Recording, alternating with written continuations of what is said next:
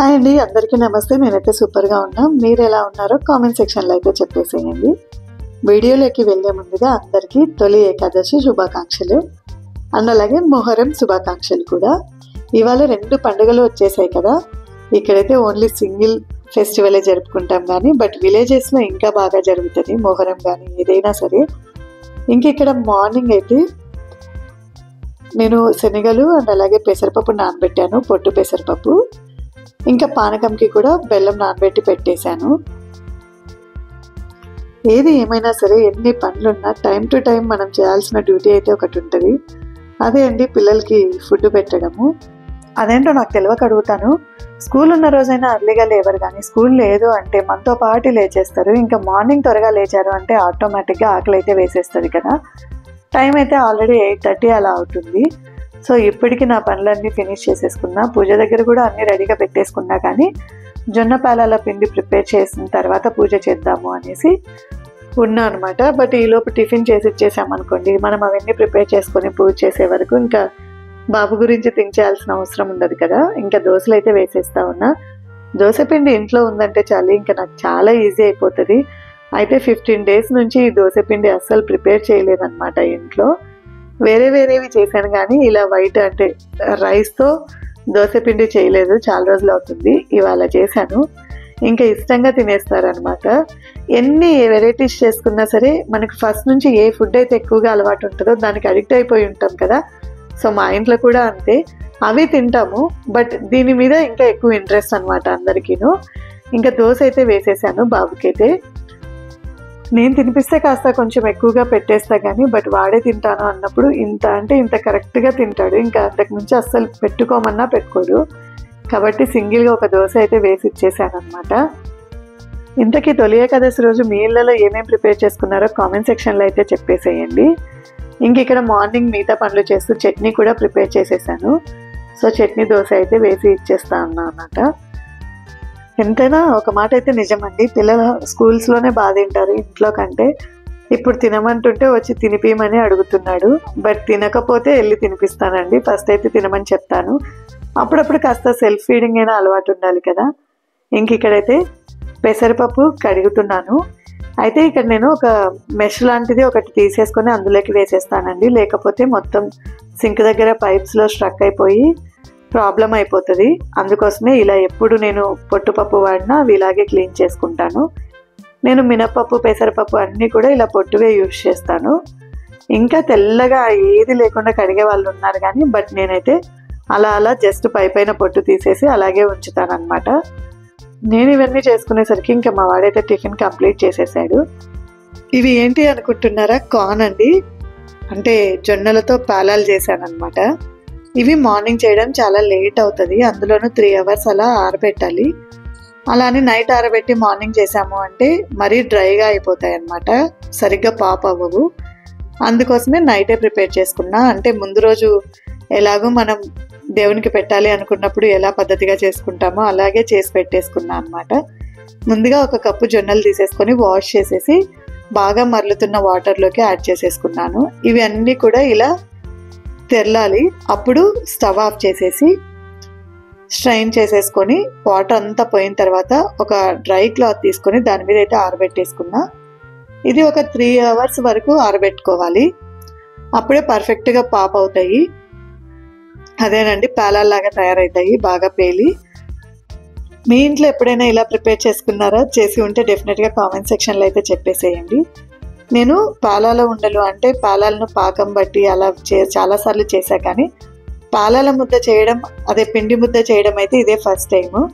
ఇంకా అమ్మ అత్తమ్మ చేసినప్పుడు చాలాసార్లు తిన్నా కానీ బట్ నేను ప్రిపేర్ చేసింది అయితే ఫస్ట్ టైం అండి. ఇది ప్రాసెస్ అయితే మొత్తం తెలుసు కాబట్టి ఈజీగానే చేసేస్తూ ఉన్నాను.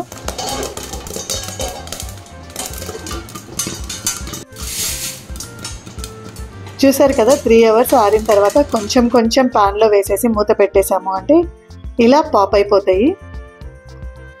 బట్ ఎంత పాప్ అయినా కొన్ని అయితే అవ్వనివి కూడా ఉంటాయి. కాబట్టి సపరేట్గా ఒక ప్లేట్లో తీసేసుకొని అయిన వాటి వరకు తీసి ఒక ప్లేట్లో వేసుకున్నాను. ఇలా మొత్తం కూడా పక్కనైతే పెట్టేసుకున్నాను అనమాట. కంపల్సరీ అన్నీ పాప్ అవుతాయి అనేది అయితే లేదు. ఎందుకు అంటే చాలా రోజులవి ఉన్న జొన్నలు లేదంటే కొంచెం మెత్తగా ఉన్నా లేదా ఓవర్ డ్రైగా ఉన్నా చాలా రీజన్సే ఉంటాయి అన్నమాట. అలా పాప్ అవ్వనివన్నీ కూడా పక్కకు తీసేసుకున్నాను. అండ్ మంచిగా ఉన్నవంతా ఇలా కలెక్ట్ చేసుకున్నా. ఇప్పుడు ఇవి మిక్సీ జార్లోకి యాడ్ చేసేసుకుంటున్నాను. వీటిని ఫస్ట్ ఫైన్ పౌడర్ లాగా మిక్సీ అయితే వేసుకోవాలి. ఇంకా అమ్మ చెప్పింది ఎప్పుడైతే వేడిగా ఇంకా బాగా వస్తాయంట. బట్ నాకు మార్నింగ్ అవ్వదు కాబట్టి ఇలా నైట్ ప్రిపేర్ చేసుకున్నా. నైటే పొడి చేసి పెట్టుకున్నా ఇంకా బాగుండేదంట. బట్ నేను అలా చేయలేదు. సో కొంచెం మెత్తగా అయిపోతాయంట మనం చాలాసేపు అలా పెట్టేసాము అంటే. బట్ మూత పెట్టాను కానీ డిఫరెన్స్ అయితే ఉంటుందంట. ఇలా పౌడర్లా చేసేసుకొని అందులోకి బెల్లము ఒక 3 యాలకులు యాడ్ చేసుకున్నా. బెల్లం అయితే నేను 1 కప్పు జొన్నలు తీసుకున్నాను కదా, 1.5 కప్పు తీసుకున్నా. 1.25 తీసుకుంటే పర్ఫెక్ట్గా సరిపోయేది. బట్ నేను కొంచెం ఎక్కువగా తీసుకున్నా అనిపించింది. ఇందులోకి 2 చిన్న గ్లాసెస్తో నెయ్యి యాడ్ చేసుకున్నా. ఇంత అంత అని లేదు, మనం ఉండ కట్టడానికి వీలుగా ఉండేలాగా నెయ్యి యాడ్ చేసుకుంటే సరిపోతుంది. సో ఇలా బాగా కలిపేసుకొని ఉండలుగా అయితే ప్రిపేర్ చేసేసాను. అయితే నార్మల్గా సున్నుండలైనా త్వరగా ఉండలు కట్టేస్తాయి, కానీ ఇది ఇంకా డ్రైగా ఉంటుంది పొడి, అంటే జొన్నలది. అందులోనూ ఇది కొంచెం నూగు అంటారు కదా, పొట్టు అలా లేసినట్లు ఉంటుంది అనమాట. కాబట్టి ఉండ కట్టేటప్పుడు బాగా బలంగా కడితేనే ఉండ పర్ఫెక్ట్గా ఉంటుంది. ఎంతైనా మన పెద్దవాళ్ళు ఏది చేసినా ఎంతో ఆలోచనతో చేస్తారు. ఎందుకు అలా అంటున్నాను అంటే చూడండి, ఏకాదశి రోజంతా ఉపవాసం అంటారు కదా. ఇప్పుడంటే తొలి ఏకాదశి రోజు ఒక్కటి ఉపవాసం ఉండేవాళ్ళు చాలా మందే ఉన్నారు. బట్ ఒకప్పుడు ఏకాదశికి కూడా ఉపవాసం ఉండేవాళ్ళు. ఇప్పుడు కూడా ఉన్నారు, ఎక్కడో ఒక చోట ఒక్కొక్కరు ఉంటారు. అలాగా ఏకాదశి రోజు మరి వాతావరణంలో చేంజెస్ ఏం జరుగుతాయో తెలియదు కానీ బట్ డైజెషన్ సరిగా అవ్వదంట. అందువల్లనే ఇలా తక్కువ ఫుడ్ తీసుకుంటూ దేవుణ్ణి ఆరాధిస్తారంట. అంతేకాని పూర్తిగా కటిక ఉపవాసం చేసి దేవుణ్ణి ఆరాధించాలి అనేది ఎక్కడా లేదు. మనం ఆకలితో ఉండి దేవుణ్ణి ఎలా ఆరాధిస్తామండి? కడుపు నిండుగా తిన్న తర్వాతనే దేవుణ్ణి మంచిగా తలుచుకుంటాము. అలా అని తిని పూజ చేయమని చెప్పను, కానీ ఎవరికి నచ్చినట్లు వాళ్ళు ఉంటారు. అంటే కొందరు తిన్న తర్వాతే పూజ చేసుకున్నా నో ప్రాబ్లం అంటారు. కొందరేమో నైట్ వరకు ఏం తినకుండా అలాగే నైట్ జాగరణ చేసి మరుసటి రోజు వరకు తినే వాళ్ళు ఉంటారు. ఇలా చాలా ఫెస్టివల్స్కి చేసుకుంటాము, శివరాత్రికి అలాగా కొన్ని డేస్లో. సో ఇవన్నీ కూడా ఒకప్పుడు మంచి పద్ధతులే అండి. ఇప్పుడు డైట్ చేసే వాళ్ళు కూడా ఇంటర్మీడియట్ ఫాస్టింగ్ అని అలా డిఫరెంట్ ఫాస్టింగ్స్ చేస్తున్నారు కదా. అక్కడ కూడా మనం ఏమి ఇంక్లూడ్ చేసుకుంటున్నాం చెప్పండి? ప్రోటీన్ అంటాము. ఇవాళ మనం తినే ఫుడ్లో అంటే పెసరపప్పు, శనగల్లో కూడా ప్రోటీన్ అయితే ఉంది. అండ్ అలాగే తక్కువ ఫుడ్ తీసుకుంటూ ఉంటాము. ఇంకా ఇదే కదా అందరూ చేస్తూ ఉండేది. అంటే మన పెద్దలు అప్పట్లోనే ఈ పద్ధతులన్నీ తెలుసు. బట్ ఇది నమ్మకంగా చెప్పుకుంటూ వచ్చారు కానీ బట్ ఎందుకు చేస్తున్నాము అని చెప్పేవాళ్ళు లేక మనకు తెలియదేమో అనిపిస్తుంది. ఇప్పుడు నాకు ఆలోచిస్తే నిజమే కదా, ఈ ఆచారాలన్నీ ఇంత మంచివా, అంటే ఇంత బాగుంటాయా, ఫాలో అయితే అనిపించేలా ఉంటాయి అన్నమాట మన పెద్దవాళ్ళు నేర్పించినవి. ఒక్కో పండగ ఒక్కొక్కటి నైవేద్యంగా పెట్టుకుంటాము. ఈ పాలపిండి కూడా మేబీ రీజన్ ఉండే ఉంటుంది. మరి హెల్త్ పరంగా మామూలుగానే జొన్నలు తింటే చాలా బెనిఫిట్స్. బట్ ఈ సీజన్లో ఈ జొన్న పిండి తినడం వల్ల ఏం బెనిఫిట్స్ నాకైతే తెలీదు. మీకు ఎవరికైనా తెలిస్తే కామెంట్ సెక్షన్లో అయితే చెప్పేసేయండి. ఏదో ఒక రీజన్ లేకుండా అయితే మనం ఏ పని కూడా చెయ్యము, ఇదైతే పక్కాగా చెప్పేస్తాను. ఇంకా ముందుగానే అన్ని రెడీగా పెట్టేసుకున్నాను కదా దేవుడి దగ్గర కూడా. సో ఇంకా నైవేద్యాలు కూడా రెడీ చేసి పెట్టేసుకొని పూజ అయితే చేసి వచ్చేస్తాను. చూసారు కదా, నా పూజ అయితే ఆల్మోస్ట్ 10:30 అలా అయ్యిందండి. నేను ఇవన్నీ చేసుకొని దేవుడికి పెట్టేసేసరికి పండగ అనేసి 4:30కి అట్లా లేచే అలవాటు అస్సలు లేదు. రెగ్యులర్గా నేను ఏ టైంకి లేస్తానో ఆ టైంకి లేచి అన్నీ చేసేసుకుంటాను. కొంచెం లేట్ అయినా పర్లేదండి. ఒకవేళ 8కి అంతా ఏకాదశి వెళ్ళిపోతుంది, 9కి అంతా వెళ్ళిపోతుంది అని చెప్తే ఆ లోపు చేసుకునేలా చూస్తాను తప్ప కంపల్సరీ 8కి అంతా చేయాలి, 9కి అంతా చేయాలి ఆ టైప్ అయితే అస్సలు కాదు. ఇంకా ఇక్కడ గుగ్గుళ్ళు అయితే ఉడకబెట్టేస్తా ఉన్నా. ఇంకా మా హస్బెండ్కి దోశలు వేయలేదు కదా, సో ఆయన కూడా పూజ చేసుకున్న తర్వాతనే తింటానులే అని చెప్తే ఇప్పుడు వేసిస్తా ఉన్నా అనమాట. ఇంకా తెల్ల శనగలు అయితే మిగతా గుగ్గుళ్ళ కంటే ఎక్కువగా నేను ఇంట్లో తెల్ల శనగలే ఉడకబెట్టి పెట్టేస్తూ ఉంటాను. అలా అని పోపు, ఆనియన్స్ అన్నీ వేసుకోనండి, ఎప్పుడోసారి అలా చేస్తాను. మ్యాక్సిమం జస్ట్ అలా ఉడికిచ్చేసి తినడము, లేదంటే చాట్లా ప్రిపేర్ చేసుకొని తినడమో చేస్తూ ఉంటాను. ఇవాళ అయితే తిన్న దగ్గరికి తిన్నారు, మిగతా వాటితో ఈవినింగ్ చాట్ ప్రిపేర్ చేద్దాంలే అనేసి కుక్ చేస్తున్నా అనమాట. ఇంకా ఈ దోశల్లోకి అయితే ఎక్కువగా పొడి యూజ్ చేస్తా ఉన్నా. చాలా బాగుందండి. టిఫిన్ సెంటర్లో తెచ్చుకున్న పౌడర్ అయితే నాకైతే బాగా నచ్చింది. ఈ పౌడర్ జస్ట్ జీలకర్ర, కొంచెం ధనియాలు అండ్ ఒట్టిమిరపకాయలు వేయించి మిక్సీ వేసినట్లుగా ఉంది. అలాగే కొంచెం వెల్లుల్లి అనుకుంటా. ఒకసారి ట్రై చేస్తా ఇంట్లో కూడా. కుదిరింది అంటే డెఫినెట్గా మీకైతే వీడియో అప్లోడ్ చేసేస్తాను. అండ్ నిజంగా టేస్ట్ అయితే నాకు భలే నచ్చిందండి ఇది. ఇంకా టిఫిన్ పని అయితే ఇక్కడితో అయిపోయింది. ఇంకా దీని తర్వాత ఏం చేద్దాం అనుకుంటున్నానంటే లంచ్కి అయితే ఏదో ఒకటి చేసేయాలి కదా. సో లంచ్ కోసము నేను రాయలసీమ స్పెషల్ ప్రిపేర్ చేద్దామని అనుకుంటున్నా. పులిగంకి అయితే కడిగి పెట్టేశాను. పెసరపప్పు, బియ్యము, కొంచెం పసుపు, ఉప్పు, వాటర్ అలా కడిగేసి రైస్ కుక్కర్లో అయితే పెట్టేశాను. ఇంకా ఇందులోకి కాంబినేషన్గా చేసేది రాయలసీమ స్పెషల్ అండి. అదేనండి, రాయలసీమ వాళ్ళకైతే ఇప్పటికీ అర్థమైపోయి ఉంటుంది. పచ్చి కొబ్బరి ఉంది అంటే చాలు, అస్సలు ఆగలేము. దాంతో ఈ చట్నీ చేసుకొని ఒక్కసారైనా టేస్ట్ చేయాల్సిందే. అంత కమ్మగా ఉంటుందండి ఈ పచ్చి కొబ్బరి చట్నీ. సరే, ఎలాగో మార్నింగ్ నుంచి ఏమి తినలేదు కదా అని ఇప్పుడు కాస్త పానకం, పందారం అండ్ అలాగే గుగ్గుళ్ళు అయితే తింటూ ఉన్నాను. ఇంకా చిన్నప్పుడు ఎవరికైనా గుర్తుందా, నేను కూడా ఇలాగే తినేదాన్ని. తెల్ల శనగలను ఉడికించిన తర్వాత వాటి పొట్టు తీస్తూ తిని ఎంజాయ్ చేసేవాడిని. సడన్గా మా వాడు అలా తింటా ఉంటే అది గుర్తొచ్చేసింది. ఇంకా కొబ్బరిని అయితే నేను డీప్ ఫ్రిడ్జ్లో పెట్టేస్తానండి ఎప్పుడైనా సరే.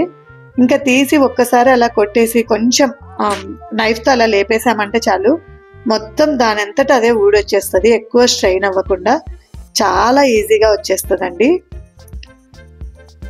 ఇంకా పచ్చి కొబ్బరితో చేసే రెసిపీ ఏది అనుకుంటున్నారా? అదే అండి, పచ్చికారము. అన్నీ అంటే స్టవ్ ఆన్ చేయకుండా చేసే రెసిపీ ఇదైతే. అస్సలు స్టవ్ ఆన్ చేయాల్సిన అవసరం లేదు. వీడియో కోసం అలా ఎగరేసానని అస్సలు అనుకోకండి. మా వాడు అలా చేయమన్నాడు, చేశాను అంతే. ఇంకో విషయం, నేను చేసే ఏ రెసిపీ కూడా వీడియో కోసం అస్సలు చేయట్లేదు. నేను చేసే రెసిపీనే వీడియో చేస్తున్నా అనమాట. సో ఇక్కడైతే కొబ్బరిని కట్ చేసేసుకుంటూ ఉన్నా. అని చెప్పా కదా, డీప్ ఫ్రిడ్జ్లో పెట్టి తీసాము అంటే చాలా ఈజీగా రిమూవ్ అయిపోతుంది. ఇంకా నెక్స్ట్, పచ్చి కొబ్బరి బెల్లం తినే అలవాటు ఎంతమందికి ఉంది చెప్పండి? నాకు ఇదొక అలవాటు. మెయిన్గా ఫెస్టివల్స్ రోజు కొబ్బరి ఉంది అంటే చాలు కొంచెం బెల్లంతో అలా తింటాను. అలా అని ఎక్కువగా తినను, బట్ ఇలా కట్ చేసేటప్పుడు సడన్గా గుర్తొస్తే మాత్రం ఒక పీస్ తినేసి కొంచెం బెల్లం తీసుకుంటా అనమాట. ఇలా పచ్చి కొబ్బరి బెల్లము, నువ్వులు బెల్లము అండ్ అలాగే పల్లీలు బెల్లం, ఈ కాంబినేషన్ నాకైతే చాలా ఇష్టం అండి. ఇంకా నెక్స్ట్, ఇప్పుడు రెసిపీకి ఏమేం కావాలో అవన్నీ రెడీగా పెట్టేసుకున్నా. ఫస్ట్ అయితే పచ్చి కొబ్బరి, పచ్చిమిర్చి మిక్సీలో వేసేసుకొని మెదుపుకోవాలి. నేను ఇక్కడ పచ్చిమిర్చి చాలా తక్కువ తీసుకున్నా. అండ్ అలాగే సాల్ట్. పచ్చిమిర్చి వీలైనంత వరకు అంటే కొంచెం కారంగా ఉండేలా తీసుకుంటేనే ఈ చట్నీ టేస్ట్ బాగుంటుంది. నేనేంటి అంటే చాలా స్పైసీగా ఉందండి పచ్చిమిర్చి, అందుకోసం తక్కువ తీసుకున్నా. అంటే నార్మల్గా చప్పగా ఉండేవైతే చాలా ఎక్కువ తీసుకుంటాను ఈ చట్నీకి. ఇలా మిక్సీ వేసేసుకొని ఫస్ట్ మళ్ళీ ఇందులోకి నేను ఇంతకుముందు చింతపండు నానబెట్టాను, అదైతే చూపించలేదు కానీ, బట్ నానబెట్టిన చింతపండునైతే వేసేసుకోవాలి. అలాగే బెల్లం అయితే స్వీట్ తినని వాళ్ళైతే చాలా మంది యాడ్ చేసుకోరు, బట్ బెల్లం లేకపోతే ఈ చట్నీ టేస్ట్ ఉంటుంది అని నేను అస్సలు అనను. బెల్లం వేసుకుంటేనే బాగుంటుంది. ఇంకా చిన్నగా చాప్ చేసిన ఆనియన్స్ వేసిన తర్వాత జస్ట్ అలా పల్స్ ఇచ్చి వదిలేయాలండి. పదే పదే తిప్పొద్దు. ముందు బెల్లం, చింతపండు వేసి మిక్సీ వేసిన తర్వాత ఆనియన్స్ వేసి జస్ట్ పల్స్ ఇచ్చి వదిలేస్తే చాలు. వీలైతే రోట్లో దంచుకుంటే ఇంకా టేస్టీగా ఉంటుంది, బట్ నాకు ఆ ఫెసిలిటీ లేదు కాబట్టి ఇలా తప్పదనమాట. ఇంకా కుకింగ్ అయిపోయింది కదా, ఒక్కసారి అలా తుడిచేసామనుకోండి ప్రశాంతంగా ఉండొచ్చు. పులిగం అయితే రెడీ అయిపోయింది. చట్నీ వేసేసుకున్నా. పులిగంలోకి నెయ్యి లేకుండా తిన్నారు అంటే అస్సలు బాగోదు. అలాగే పులిగం ప్రిపేర్ చేసే ప్రతిసారి కొంచెమైనా పసుపు అయితే వేసుకోవాలి అంట. మరి దీంట్లో సైంటిఫిక్ రీజన్ ఏముందో నాకు తెలీదు, తెలిస్తే డెఫినెట్గా చెప్పేసేయండి. ఇంకా వేడివేడిగా నెయ్యి, పచ్చి కొబ్బరి చట్నీ, పులగం, అబ్బా! ఇప్పుడు వీడియో ఎడిటింగ్ చేస్తున్నా కూడా తినాలనిపించేంత నోరూరిపోతా ఉంది. అంత బాగుంటుందండి ఈ టేస్ట్, మాటల్లో అస్సలు చెప్పలేను. రైస్ తినకుండా అయినా ఉంటానేమో కానీ పులిగం చేసుకున్నప్పుడు తినకుండా అస్సలు ఆగలేను. ఇంకా మనం తింటాం, పిల్లలు తింటారా ఇలా పచ్చికారంతో చేస్తే అనుకుంటారా? మనం ఏది అలవాటు చేస్తే అదండి, డెఫినెట్గా తింటారు. ఫస్ట్ టైం ట్రై చేయండి, తర్వాత మళ్ళీ ట్రై చేస్తూ ఉండండి, డెఫినెట్గా అయితే తినేస్తారు. ఇంకా ఈవినింగ్ అయితే కొంచెం అంటే శనగలు ఉన్నాయి, సో ఏదో ఒక చాట్ చేద్దాము అనేసి ఇంకా దహీపూరి చాలా రోజుల నుంచి అడుగుతున్నాడు. కానీ నాకు బయట ఫుడ్ అస్సలు ఇష్టం ఉండదు, అంటే ఈ టైంలో అసలు ఇష్టం ఉండదు. అలానే అస్సలు ఆపోజిట్ ఏం కాదు కానీ బట్ తింటాను. అందులో ఇప్పుడు డయేరియా, డెంగ్యూ చాలా ఎక్కువగా ఉన్నాయి కదా బయట. సో ఈ టైంలో అస్సలు రిస్క్ చేయొద్దు, అందుకోసమే ఇంట్లోనే ప్రిపేర్ చేస్తా ఉన్నా. మొన్న ఊరు వెళ్ళినప్పుడు 2 months బ్యాక్ తిన్నాము పానీపూరి, సో మళ్ళీ ఇప్పుడు ప్రిపేర్ చేస్తూ ఉన్నాను. పానీ అయితే ఏం ప్రిపేర్ చేయలేదు, జస్ట్ చాట్ ప్రిపేర్ చేసా అండ్ స్వీట్ చట్నీ, అలాగే పూరీలు వేయించాను. కొంచెం పెరుగు, ఆనియన్స్, సేవ్ వేసేసుకొని జస్ట్ దహీపూరి లాగా చేద్దాము అనేసి అయితే చేసేసాను అనమాట. నిజమండి, బయట ఉన్న టేస్ట్ అయితే ఇంట్లో రాదు, అది ఎందుకో నాకు తెలీదు. అలా అని ఇంట్లో టేస్టీగా లేదు అని నేను చెప్పను, బయట ఇంకా ఎక్కువ టేస్టీగా ఉంటుంది. ఇదైతే నిజమే కదా, ఒప్పుకోవాలి కొన్ని విషయాలైతే. కానీ హెల్దీగా, హైజీనిక్గా అయితే ఉండదు. కాబట్టి అవాయిడ్ చేసి ఇంట్లో ప్రిపేర్ చేసుకోవడం స్టార్ట్ చేసేసేయండి. పెద్ద కష్టమేమీ కాదండి, మన ఇంట్లో ఉన్న వాటితోనే మనకు నచ్చినట్లు ప్రిపేర్ చేసుకున్నా సరిపోతుంది. టేస్ట్ విషయానికి వస్తే నాకైతే ఈ మధ్య ఇవే నచ్చుతున్నాయి, చాలా బాగా ఎంజాయ్ చేసేసాము. ఇవాళ వీడియో మీకు నచ్చితే డెఫినెట్గా కామెంట్ సెక్షన్లో అయితే చెప్పేసేయండి. Thank you for watching. Please subscribe my